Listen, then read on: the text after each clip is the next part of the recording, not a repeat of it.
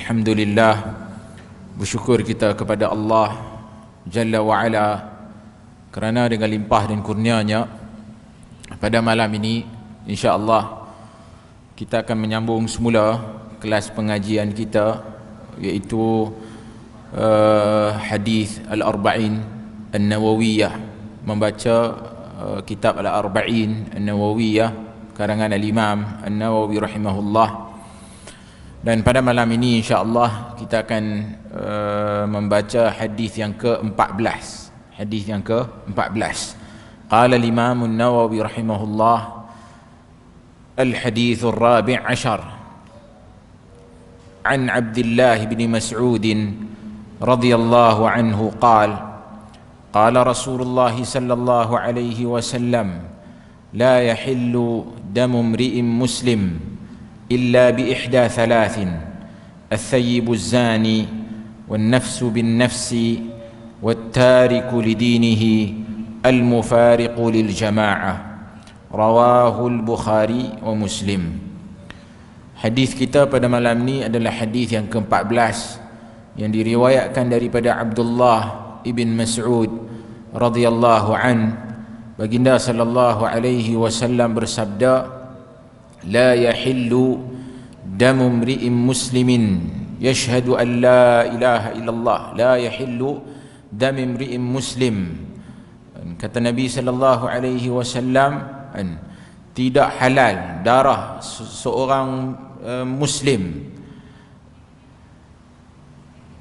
illa bi ihda thalath, melainkan dengan tiga perkara: al-thayyibu zani wan nafsu bin nafsi وَالتَّارِكُ لِدِينِهِ الْمُفَارِقُ لِلْجَمَاعَةِ.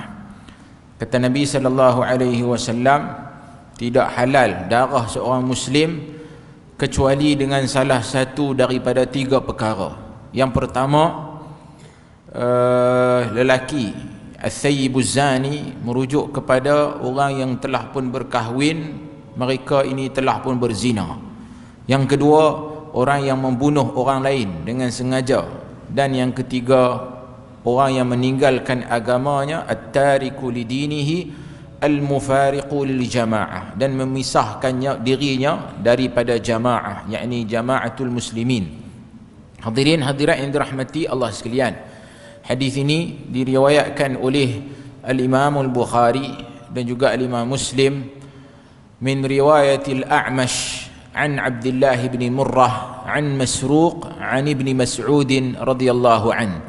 Hadis ini diriwayatkan oleh al-Imam al-Bukhari dan juga al-Imam Muslim daripada al-A'mash, daripada Abdullah ibn Murrah, daripada Masruq, daripada Abdullah ibn Mas'ud radhiyallahu anhu.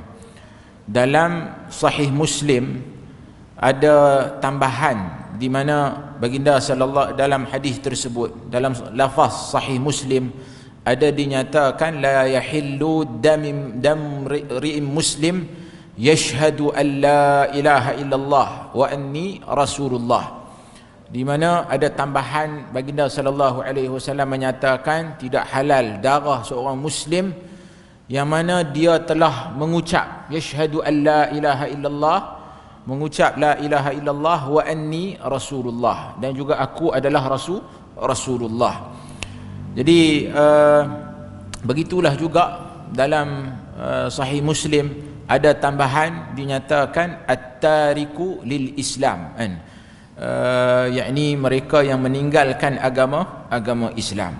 Hadirin hadirat yang dirahmati Allah sekalian, hadis ini merupakan asas, hadis teras dalam membincangkan tentang status darah seseorang muslim dan peri pentingnya untuk kita memelihara, dan diharamkan kita untuk sama sekali menumpahkan darah seseorang muslim.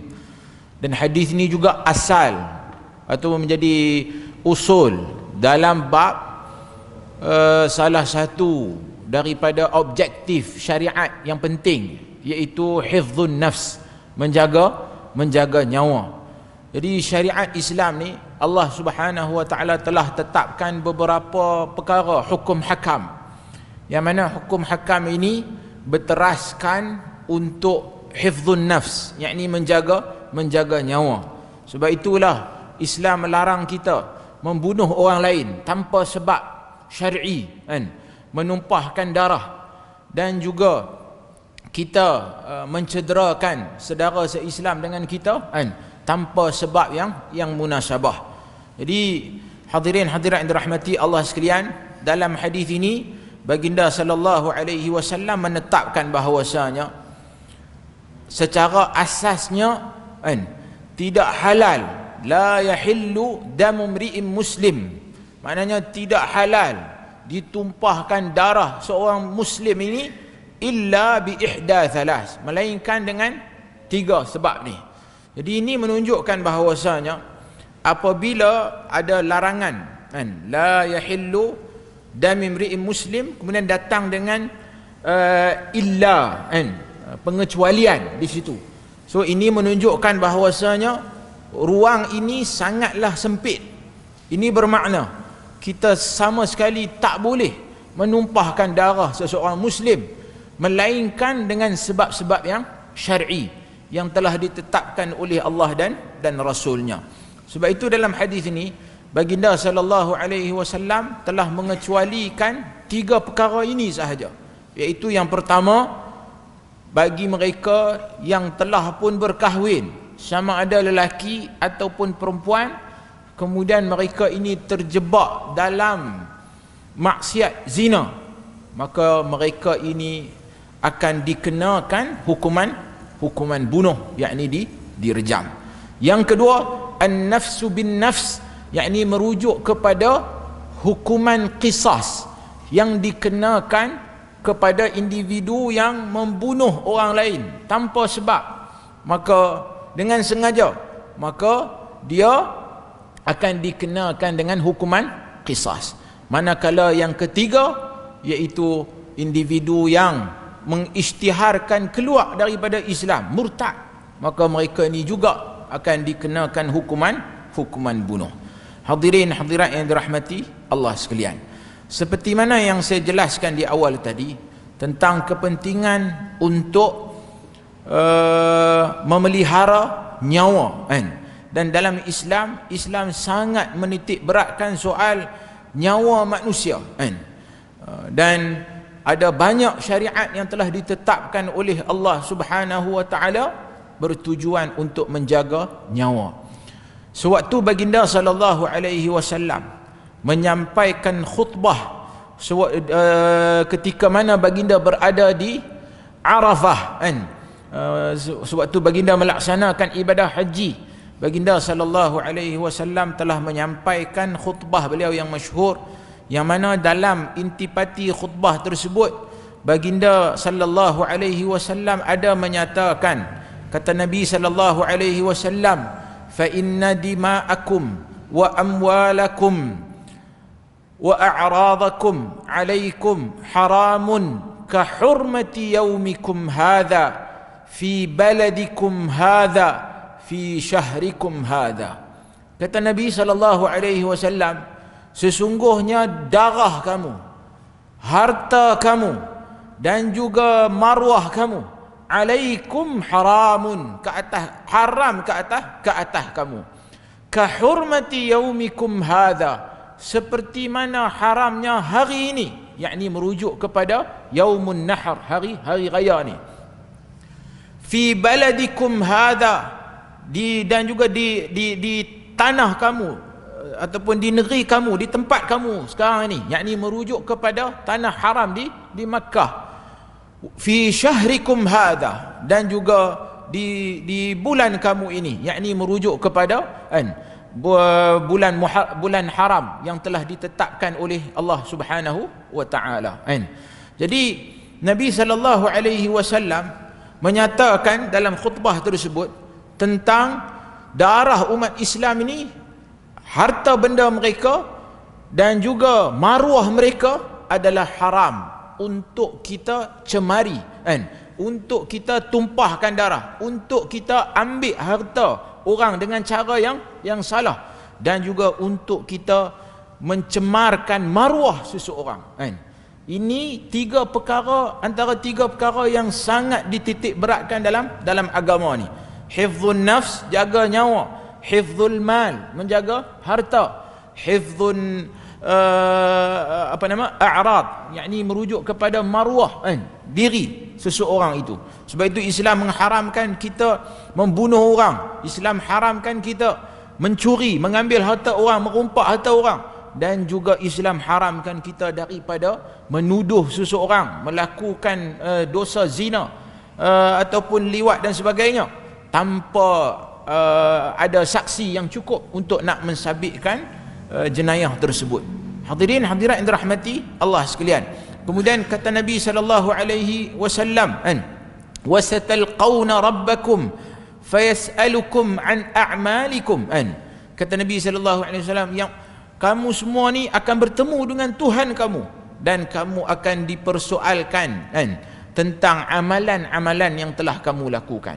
Jadi bila Nabi sallallahu alaihi wasallam sebut tentang haramnya darah, haramnya harta, haramnya maruah kita, jadi tiga perkara ini kalau kita lakukan di dunia ini, kita akan dipertanggungjawabkan dan dipersoalkan di hadapan Allah Subhanahu wa taala. Jadi Nabi sallallahu alaihi wasallam nak ingatkan dan nak tegaskan bahawasanya ini adalah satu perkara yang perlu kita ambil berat, dan hakikat dalam dunia hari ini ada orang dengan begitu mudah menumpahkan darah saudaranya, mengeluarkan mereka daripada daerah Islam, dan juga menghalalkan darah saudara mereka saudara se-Islam dengan mereka. Ini antara perkara yang sangat bahaya yang dilakukan oleh sebahagian kecil di kalangan umat Islam hari ini, yang mana mereka ini kita boleh kategorikan mereka sebagai kelompok ekstremis ataupun golongan yang disebut sebagai khawarij, yang mana mereka ini bermudah-mudah dalam soal darah manusia. Jadi mereka dengan begitu mudah menuduh mana-mana umat Islam, mana-mana saudara Muslim yang melakukan kabair, dosa besar, maka dihalalkan darah mereka. Jadi mereka ni kata boleh dibunuh kerana mereka ni melakukan dosa-dosa besar.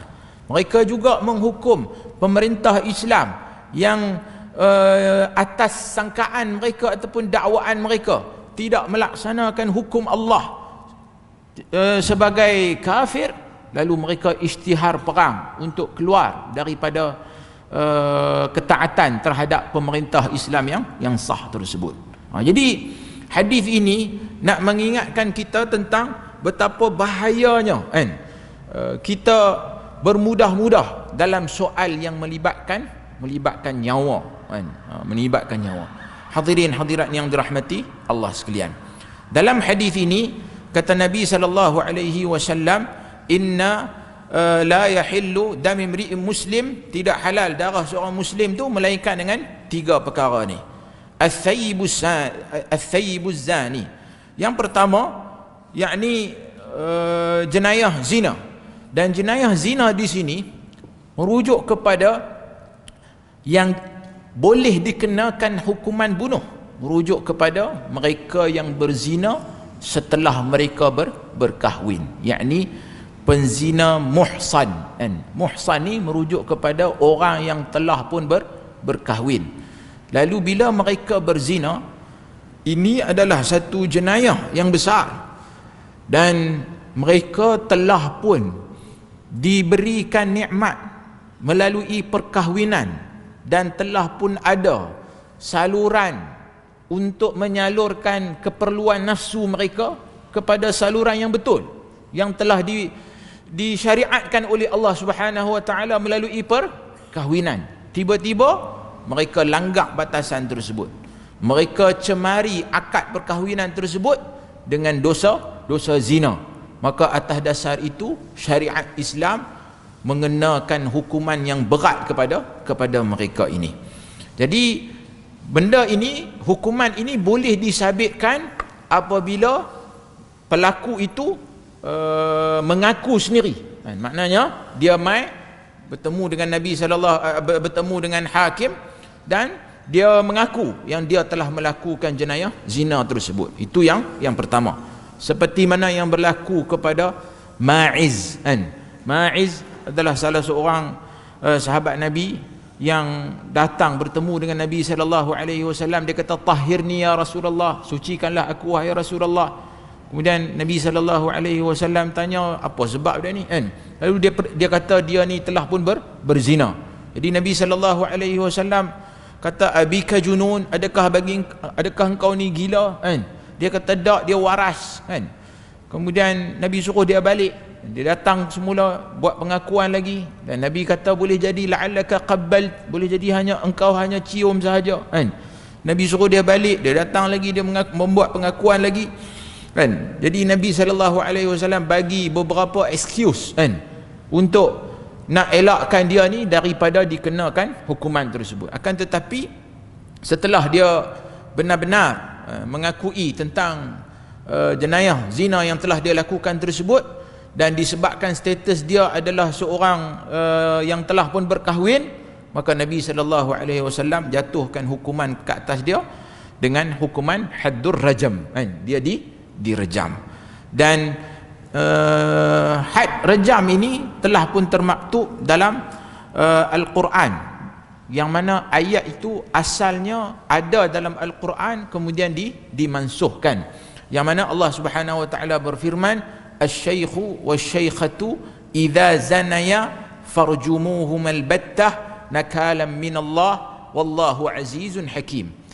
Ini ayat yang menyebut tentang rejam, yang bermaksud lelaki tua dan perempuan tua, sekiranya mereka berdua berzina, hendaklah kamu merejam mereka berdua sebagai hukuman berat daripada Allah, dan Allah Maha Perkasa dan Maha Bijaksana.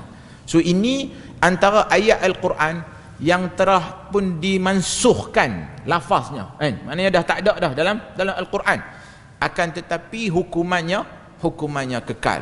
Ini disokong lagi oleh kenyataan Umar ibn Al-Khattab, seperti mana yang diriwayatkan oleh Al-Imam Al-Bukhari dan juga Imam Muslim.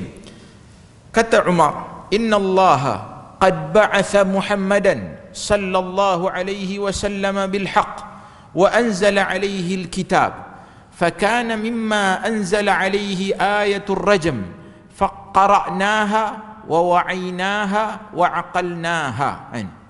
Kata Umar, sesungguhnya Allah telah mengutuskan Muhammad dengan kebenaran dan telah menurunkan Alkitab, yakni Al-Quran. Antara yang telah diturunkan oleh Allah ialah ayat rejam. Kami baca, kami pelihara dan kami faham.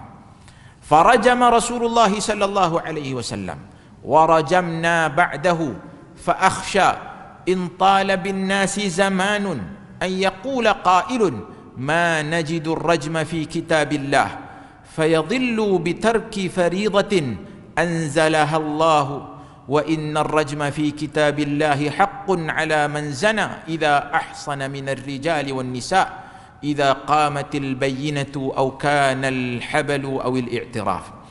Kata Umar, kami baca, yakni merujuk kepada ayat rejam tu, kami baca, kami pelihara dan kami faham.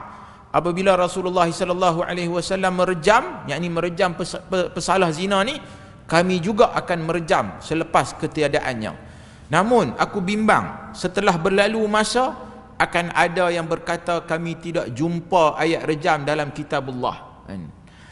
Lalu kata Umar, ini akan menyebabkan mereka sesat kerana meninggalkan kewajipan yang telah Allah turunkan.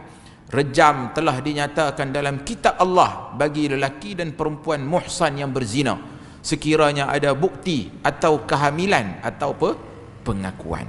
Jadi kenyataan Umar ini jelas menunjukkan kepada kita bahawasanya hukuman rejam ini memang sabit, sama ada dalam Al-Quran daripada ayat yang telah pun mansukh tetapi hukumnya kekal, dan juga daripada sunnah Nabi sallallahu alaihi wasallam.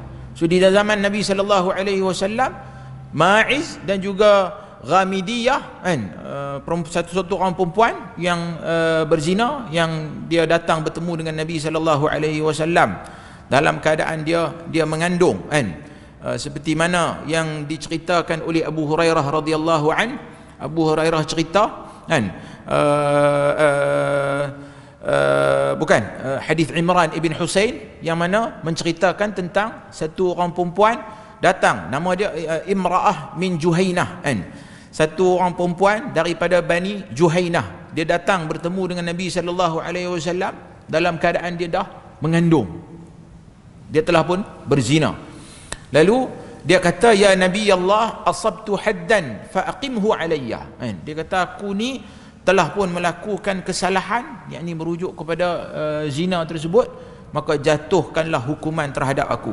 Lalu kata Nabi sallallahu alaihi wasallam, Nabi panggil ahli keluarga dia, Nabi kata kepada ahli keluarga dia, ahsin ilaiha fa idza wada'at fa'tini biha.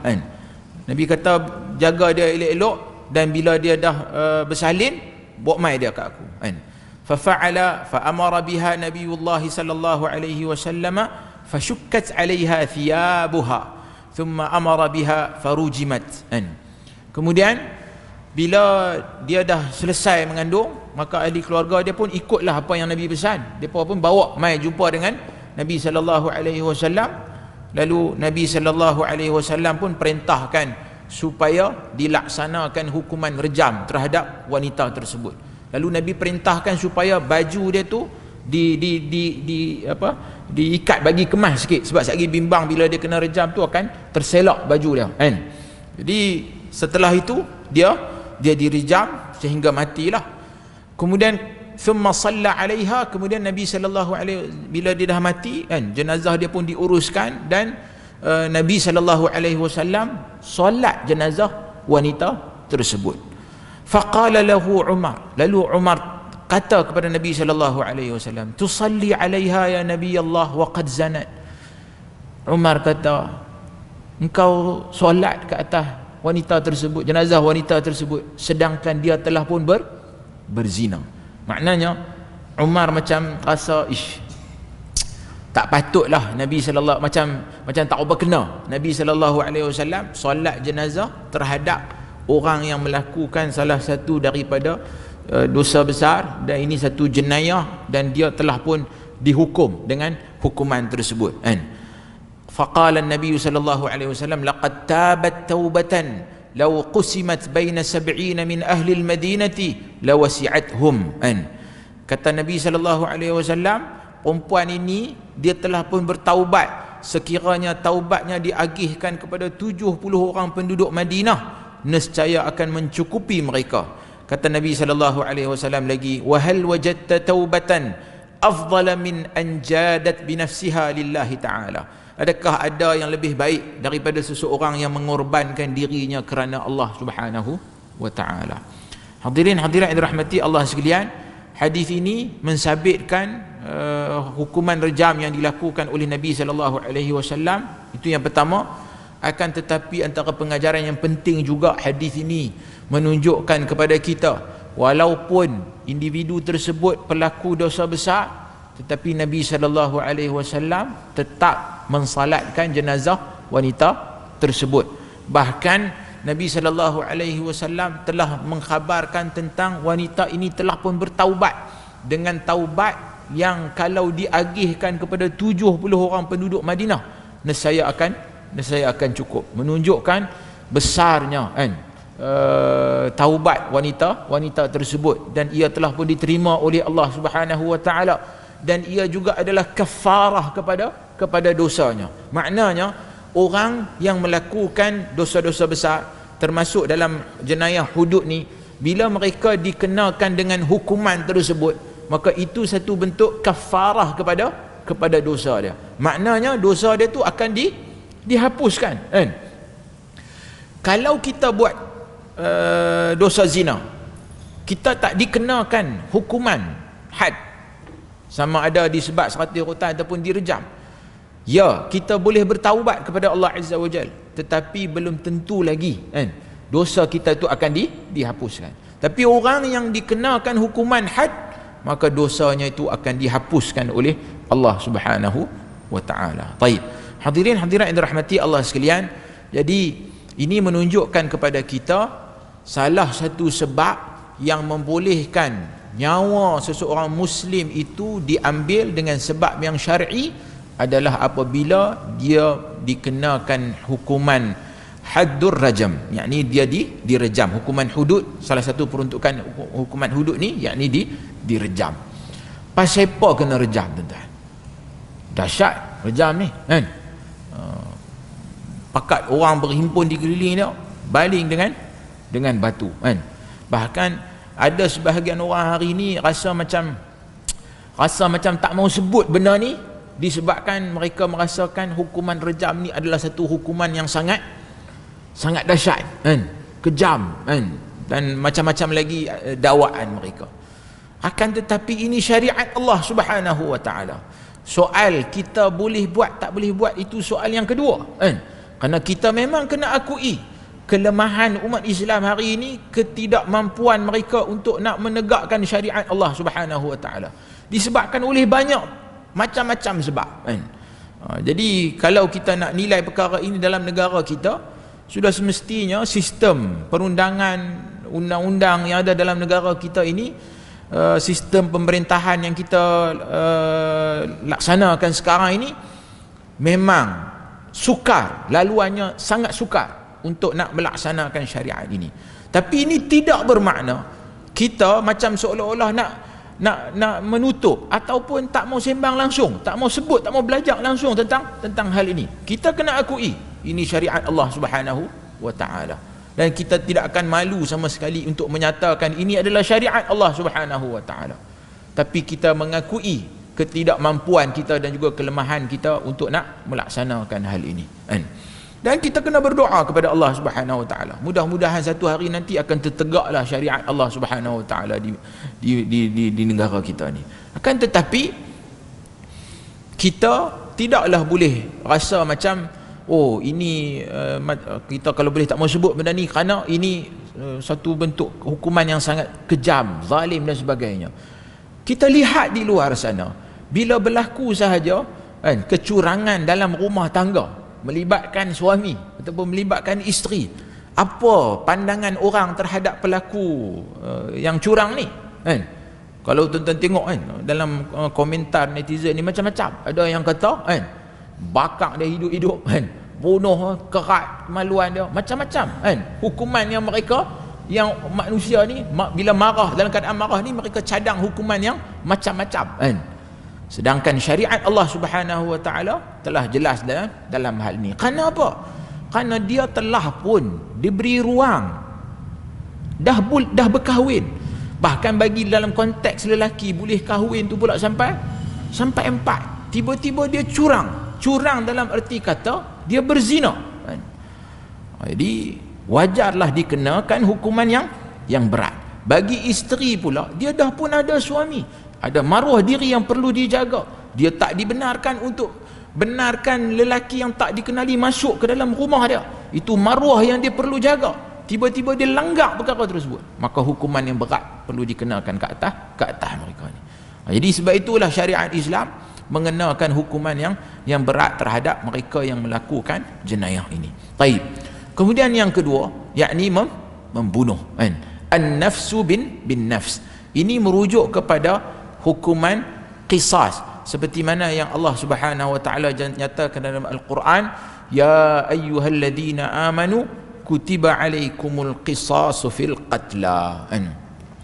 So dalam peruntukan hukuman qisas ni, Allah Taala berfirman, wahai orang yang beriman, diwajibkan kamu untuk menjalankan hukuman qisas, yakni hukuman balas yang seimbang. Jadi apabila ia melibatkan nyawa, seperti mana dinyatakan dalam hadis ini, an-nafsu bin nafs, maka seseorang itu bila dia bunuh saudara seislam dengan dia dan pembunuhan itu dilakukan secara sengaja, maka mereka akan dikenakan hukuman yang setimpal, yakni tidak ada hukuman yang setimpal lebih layak untuk dia, melainkan dia juga dikenakan hukuman bunuh. Hadirin hadirat dirahmati Allah sekalian, dalam dunia hari ini kita telah menyaksikan banyak kes-kes jenayah pembunuhan yang dilakukan dengan kejam kan? Kita digemparkan semalam dengan kematian seorang kanak-kanak autism kan? mayat dia dijumpai dalam sungai, yang mana pada sangkaan awal kita duk ingat ke dia mati tu disebabkan oleh kemalangan kan, dia mungkin jatuh ke lemah ke kat dalam sungai tu.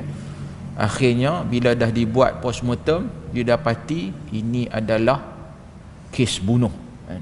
Kerana ada tanda-tanda, pihak polis kata ada tanda-tanda yang menunjukkan bahawasanya budak ini adalah mangsa bunuh kan? Jadi ramai orang di zaman kita hari ini yang sakit, yang mana mereka sanggup buat apa sahaja kan, sehingga sanggup membunuh. Dan mangsa ni dia tak ambil kisah dah dari sudut mangsa ni kan. Mangsa tu boleh jadi melibatkan orang dewasa, dan mangsa itu boleh juga melibatkan kanak-kanak. Dan dalam situasi ini, kalau kita berada di pihak keluarga si mati tu, kita ni takkan rasa bahawasanya keadilan ni tertegak, melainkan kita tengok pembunuh anak kita tu dia dikenakan hukuman bunuh juga, baru kita rasa puas hati. Sebab itu dalam Islam dia tetapkan tentang hukuman qisas ni, dan Allah Ta'ala sebut dalam Al-Quran, walakum fil qisasi hayatun ya ulil albab, bagi kamu pada hukuman qisas itu kehidupan, wahai orang yang berfikir. Hukuman qisas perlu dilaksanakan pula di khalayak ramai kan. Diletakkan penjenayah tersebut, kemudian dia akan dipenggal kepala dia dengan menggunakan pedang. So ini di sisi jumhur ulama memang dia kena dilaksanakan, hukuman itu mestilah dilaksanakan dengan pedang. Pasal apa kena buat di khalayak ramai? Supaya menimbulkan perasaan gerun bahawasanya siapa-siapa yang buat jenayah macam ni, dia akan dikenakan hukuman sebegini kan. Jadi ini soal nyawa orang. Soal nyawa bukan sesuatu yang kita boleh buat main-main dan bermudah-mudah dalam soal nyawa ini. Sebab itu syariat Islam menetapkan hukuman dalam kes yang melibatkan pembunuhan secara sengaja ini, dia mesti dikenakan dengan hukuman bunuh balas kan, hukuman yang setimpal. Baik. Hadirin hadirat yang dirahmati Allah sekalian. Kemudian yang ketiga, baginda sallallahu alaihi wasallam menyatakan dalam hadis ini, yakni at-tariku lidinihi al-mufariqu lil jamaah, yakni merujuk kepada mereka yang meninggalkan agama, yakni keluar daripada agama. At-tariku lidinihi al-mufariqu lil jamaah, mereka yang murtad, keluar daripada agama, dan juga mereka ini al-mufariqu lil jamaah, mereka ini memisahkan diri mereka daripada jamaatul muslimin. Hadirin hadirat yang dirahmati Allah sekalian, dalam soal murtad ini, hukuman yang ditetapkan dalam syariat Islam seperti mana yang dinyatakan oleh baginda sallallahu alaihi wasallam dalam hadis ini, dan juga dalam hadis-hadis yang lain, kata Nabi sallallahu alaihi wasallam, man baddala dinahu faqtulu, sesiapa yang menukar agamanya, hendaklah kamu bunuh dia kan. Baik, kita dah sedia maklum bahawasanya kes murtad ni bukanlah satu benda yang baru kan. Bahkan dalam negara kita pernah berlaku lah kes-kes yang melibatkan individu yang murtad ni. Bahkan hakikatnya kalau tuan-tuan pergi ke pejabat agama, tuan-tuan tanya bahagian yang menguruskan, sebenarnya di pejabat agama ni ada bahagian khas yang menguruskan sesi kaunseling, ataupun dia sebut sebagai modul istitabah kan, yakni kita nak pujuk mereka yang berhasrat untuk nak keluar Islam ni, supaya mereka kembali kepada agama Islam. Dan sesi kaunseling ni telah ditetapkan oleh mahkamah syariah lah kan. Jadi mereka diwajibkan untuk hadir sesi kaunseling tersebut. Yang ni salah satu usaha lah. Macam saya sebut dalam kes rajam tadi pun, memang dalam undang-undang syariah dalam negara kita, kita memang tak boleh nak laksanakan undang-undang yang melibatkan bunuh bagi pesalah murtad ni. Memang kita tak boleh buat benda tu. Akan tetapi apa yang boleh kita buat dalam ruang lingkup undang-undang syariah ni, kita boleh minta dia, wajibkan dia untuk hadir sesi kaunseling. Dan sebenarnya kalau kita lihat kepada punca-punca kenapa mereka ini berhasrat untuk nak keluar daripada Islam, nak murtad, ada banyak sebab lah kan. Antaranya kebanyakan kes melibatkan individu yang asalnya dia bukan Islam, kemudian dia masuk Islam. Dan masuk Islam tu antara dorongan awalnya adalah perkahwinan. Jadi bila mereka dah nak kahwin, mereka berkenalan dengan lelaki Muslim ataupun wanita Muslimah, sama ada orang Melayu kita ke kan, kebanyakannya orang Melayu kita lah kan. Selepas pada tu berlaku sesuatu dalam perkahwinan tersebut, maknanya mereka bergaduh ke, berkelahi ke dan sebagainya, akhirnya mereka berpisah, bercerai. Bila dah berpisah, bila masa dia masuk Islam dulu, ini banyak berlaku tuan-tuan. Bila mereka masuk Islam dulu, mereka ni dibuang oleh keluarga. Jadi mereka tak ada siapa pada waktu tu, dan mereka hanya bergantung sepenuhnya dengan pasangan dia, sama ada suami atau isteri ni. Jadi bila dah berlaku masalah dalam rumah tangga, bergaduh dan sebagainya, bercerai, jadi dia ni dah jadi terumbang-ambing lah kan, tak tahu nak pergi mana, melainkan dia baliklah ke keluarga dia kan, yang mana keluarga dia ni sudah semestinya bukan Islam.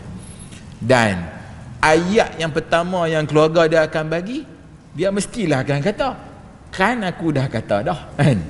Mereka mesti akan kata macam tu dah, aku dah kata dah dulu, hang pasal apa yang nak kahwin sangat dengan mereka ni buat apa kan, yang hang ni nak masuk sangat agama mereka ni pasal apa. Jadi mereka dah mula duk cakap kat dia benda-benda macam ni. Jadi bila dia dah berada dalam situasi tersebut, tekanan keluarga, kemudian dia rasa kecewa dengan sikap pasangan dia, dan mungkin sikap pasangan dia tu ada macam-macam masalah lah, boleh jadi dia mangsa keganasan rumah tangga, kena pukul dengan suami dia, ataupun kan, ataupun diabaikan nafkah dan macam-macam lagi. Akhirnya semua benda tu bagi tekanan kepada dia, sehingga menyebabkan akhirnya dia buat keputusan untuk keluar daripada Islam. Waktu dia masuk Islam, dia dah daftarkan, kemudian dia tukar IC dia, status agama dan sebagainya. So dia nak buatlah balik semua benda tu, nak ubah balik semua benda tu. Jadi untuk nak mengubah benda tu, bidang kuasa dia ada di mahkamah syariah kan. Jadi dia perlu hadirlah tu. Bila dia hadir di mahkamah syariah, mahkamah akan minta dia supaya menghadiri sesi kaunseling ni kan. Sesi kaunseling ni, masalahnya adalah dia ni sebenarnya dah pun buat keputusan dah, memang dia tak mau kepada Islam ni. Jadi kita duk panggil dia, nasihat dia dan sebagainya, itu pujuk dan sebagainya, itu pun kadang-kala tidak akan memberi kesan lah kan. Jadi sebab dia dah pun buat keputusan kan, jadi dia susahlah untuk kita nak pujuk dia. So dalam kebanyakan kes memang tak berjaya lah kan.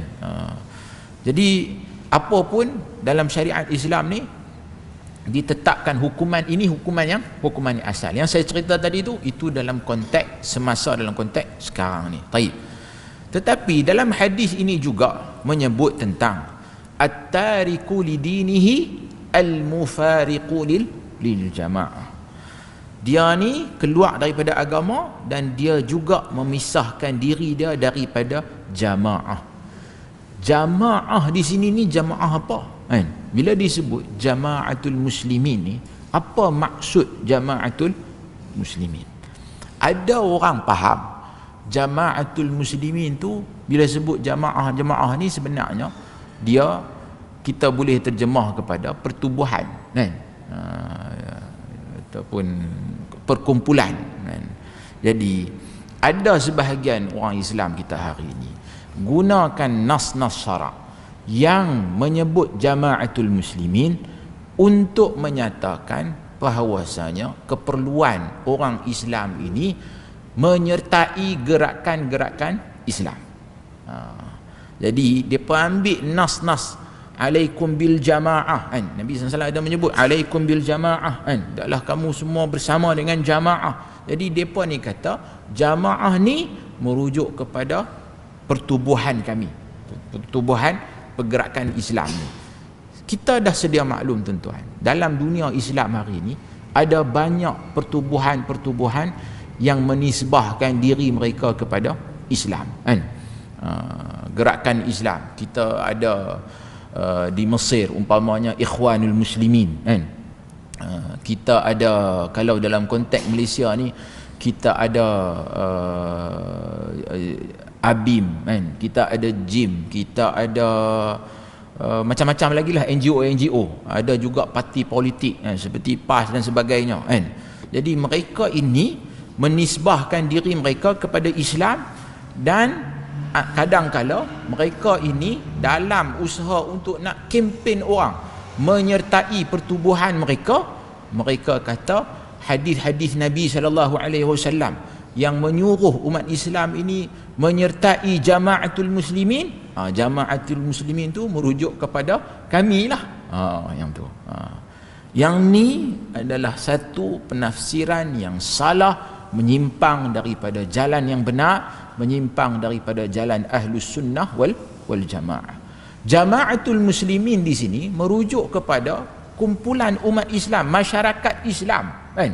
So dalam negara kita ni komuniti umat Islam yang tu. Jadi orang yang isytihar dia murtad keluar daripada Islam, dia juga isytiharkan diri dia untuk tak mau lagi berada dalam komuniti umat Islam. Itu yang dinyatakan dalam hadis ni, at-tariku lidinihi al-mufariqu lil jamaah kan.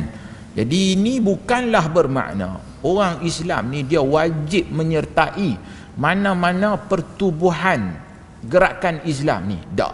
Gerakan Islam, pertubuhan-pertubuhan dakwah ataupun pertubuhan politik yang menisbahkan diri mereka kepada Islam sama sahaja macam pertubuhan-pertubuhan yang lain. Sama ada sukan ke, persatuan geng motor ke, sama dari sudut kita boleh join, kita tak mau join, sama sahaja.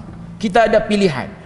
Dan kalau kita masuk pertubuhan tersebut, kemudian satu hari kita berubah fikiran, kita dah tak mau dah, kita keluar daripada pertubuhan tersebut, adakah kita ni dianggap lemah iman? Tak. Ia pilihan.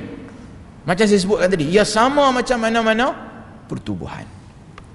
Kenapa saya sebut benda ni? Kerana kita lihat wakil-wakil pertubuhan ini, mereka ada orang mereka di universiti, ada orang mereka di sekolah, dan juga dalam masyarakat, mereka kempen umat Islam untuk nak menyertai pertubuhan mereka. Kemudian kalau ada orang yang tak berminat, mereka akan kata inilah tidak menyokong perjuangan Islam dan macam-macam lagi. Ataupun kalau mereka dah join, kemudian mereka berubah fikiran, keluar daripada pertubuhan tersebut, maka orang ini, individu-individu ini dituduh sebagai golongan yang gugur daripada jalan dakwah kan? Ataupun golongan yang lemah iman, golongan yang tidak mau lagi bersama dengan perjuangan Islam, dan macam-macam lagi label yang diberikan kepada mereka. Ini adalah satu masalah. Kenapa? Kerana kita macam seolah-olah menetapkan Islam dan juga pertubuhan mereka itu adalah satu entiti yang sama, sehingga kan kalau kita tak join mereka, seolah-olah kita ni kurang Islam. Ataupun bila mana kita keluar daripada pertubuhan tersebut, kita dinilai sebagai orang yang lemah iman, ataupun wal'iyadzubillah sampai ke tahap kita ni dituduh sebagai keluar daripada agama Islam. Yang ni adalah satu benda yang sangat bahaya. Sebab itu saya sebut di awal tadi tentang masalah ataupun pemikiran, ideologi yang didokong oleh kelompok ekstremis Islam, iaitu Khawarij. Kelompok ini, mereka punya cara fikir ni, dia sangat bermudah-mudah dalam soal untuk nak mengeluarkan orang daripada daerah Islam, dan juga menghalalkan darah orang Islam. Ini sangat bahaya. Dan golongan ini asal usul mereka daripada satu orang lelaki namanya Dzul Khuwaisirah, yang mana dia ni zaman Nabi SAW, waktu Nabi agihkan harta rampasan perang, dia boleh pergi kata kepada Nabi sallallahu alaihi wasallam, i'dil ya Muhammad, berlaku adil lah wahai Muhammad, fa innaka lam ta'dil, sesungguhnya engkau tak berlaku adil. Kalaulah Nabi sallallahu alaihi wasallam tu tak berlaku adil, siapa lagi yang adil selepas daripada Nabi sallallahu alaihi wasallam? Jadi Umar bila dengar waktu tu, Umar kata, bagi aku nak pancung kepala dia ni. Tapi Nabi kata tak apa, biar pergi kat dia. Dan Nabi sebut ciri-ciri depa ni. Nabi kata, kalau engkau bandingkan salat engkau dengan salat mereka, dan juga puasa engkau dengan puasa mereka, kita akan dapati salat kita dan juga puasa kita ni lekeh. Maknanya depa ni dari sudut ibadat bagus, rajin salat, rajin puasa, rajin baca Quran, tetapi dalam masa yang sama mereka ni, kata Nabi SAW, yamruquna minad din, mereka ni keluar daripada agama ni kama yamruqus sahmu minar ramiyah, seperti mana keluarnya anak panah daripada busurnya. Menunjukkan betapa bahayanya golongan ini. Kenapa? Mereka tidak attack orang bukan Islam, sebaliknya mereka attack saudara se-Islam. Dan mereka, golongan inilah yang memerangi Ali bin Abi Talib. Mereka kata Ali tidak berhukum dengan hukum Allah, lalu mereka kata Ali ini wajar dikenakan hukuman bunuh. Jadi idea ekstremis yang bahaya ini bukan sahaja berlaku di zaman fitnah, sama ada zaman Uthman ataupun zaman Ali, ia berlaku sehingga di zaman kita hari ini, yang mana ada sebahagian kelompok umat Islam yang mempunyai pemikiran sedemikian, yang mana mereka dalam masalah ni, kalau kamu tidak bersama dengan kami, maka kamu adalah musuh kami, kamu tak bersama dengan kami, kamu keluar daripada daerah Islam. Ini pemikiran yang sangat bahaya. Dan kalaulah dibiarkan pemikiran sebegini dalam umat Islam, ia akan merosakkan dan memporak-perandakan umat Islam. Sebab itu hadirin hadirat yang dirahmati Allah sekalian, para fuqaha bila Nabi SAW sebut dalam hadis ni al-mufariqu lil jamaah, mereka kata ini juga menunjukkan bahawasanya mana-mana individu yang mengisytiharkan untuk memerangi pemerintah Islam yang sah, yang telah dibai'ah dengan jelas, dan mereka ini memilih untuk keluar, maksudnya keluar daripada ketaatan, mengangkat senjata dan memerangi pemerintah Islam yang sah, maka mereka ini boleh dikenakan ataupun boleh diperangi. Baik, kita azan dulu sekejap.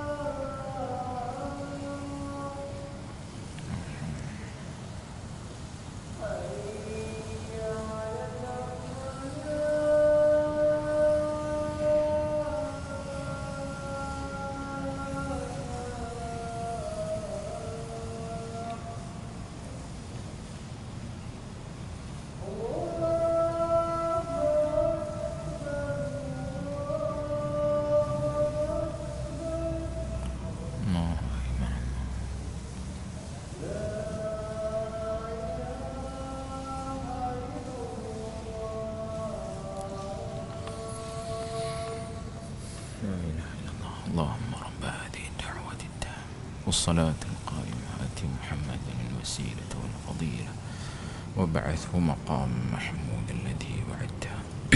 Baik. Hadirin hadirat yang dirahmati Allah sekalian, berbalik kepada golongan yang ketiga yang dinyatakan oleh Nabi sallallahu alaihi wasallam, iaitu at-tariku lidinihi al-mufariqu lil jamaah.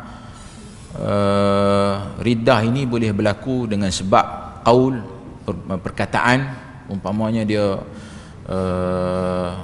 mengisytiharkan keluar daripada Islam, ataupun dia menghina Rasul sallallahu alaihi wasallam, ataupun mengeji Al-Quran, mengeji syariat Islam, merendah-rendahkan syariat Islam. Dan juga ia boleh jadi dalam bentuk perbuatan, umpamanya sujud kepada berhala, ataupun melakukan perkara yang perbuatan yang benar-benar jelas. Apapun yang dinyatakan oleh para fuqaha, perkara kufur tu mestilah dikategorikan sebagai kufrun bawah, maknanya kufur yang benar-benar jelas. Seperti mana kita menerima Islamnya seseorang bila mana dia mengucap dua kalimah syahadah, seperti itu juga kita juga tak boleh bermudah-mudah untuk mengeluarkan mereka daripada daerah Islam, melainkan mereka telah melakukan perkara kufur yang jelas nyata.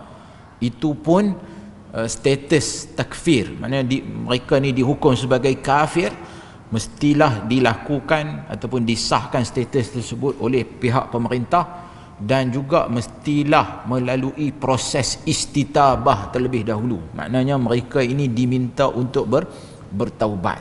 Setelah semua usaha tersebut dilaksanakan, mereka ini masih lagi kekal untuk dan tidak mahu berubah fikiran untuk kembali kepada Islam, barulah boleh dilaksanakan hukuman tersebut. Jadi jelas daripada hadis ini menunjukkan betapa pentingnya untuk kita memelihara darah saudara kita, saudara seislam dengan kita, dan ia tidak boleh ditumpahkan melainkan dengan sebab-sebab yang syar'i. Dan sebab yang syar'i tersebut dinyatakan dalam hadis ini ada 3. Pertama, orang yang berkahwin yang telah pun berzina, maka mereka akan dikenakan hukuman rejam. Yang kedua, orang yang membunuh dengan sengaja, maka dia akan dikenakan hukuman qisas. Dan yang ketiga, orang yang murtad, keluar daripada agama Islam. Baik, hadirin hadirat yang dirahmati Allah sekalian, saya ingat kita berhenti takat tu dulu. InsyaAllah pada kuliah yang akan datang kita akan sambung pada hadis yang ke-15, iaitu hadis Abu Hurairah radhiyallahu an, yang mana Nabi sallallahu alaihi wasallam menyatakan tentang man kana yu'minu billah wal yaumil akhir falyaqul khairan aw liyasmut. Jadi setakat itu sahaja. Allahumma ja'alna minal ladzina yastami'una al-qawla fayattabi'una ahsanah. Aqulu qawli hadha wa astaghfirullah li wa lakum. Wassalamu alaikum warahmatullahi wabarakatuh.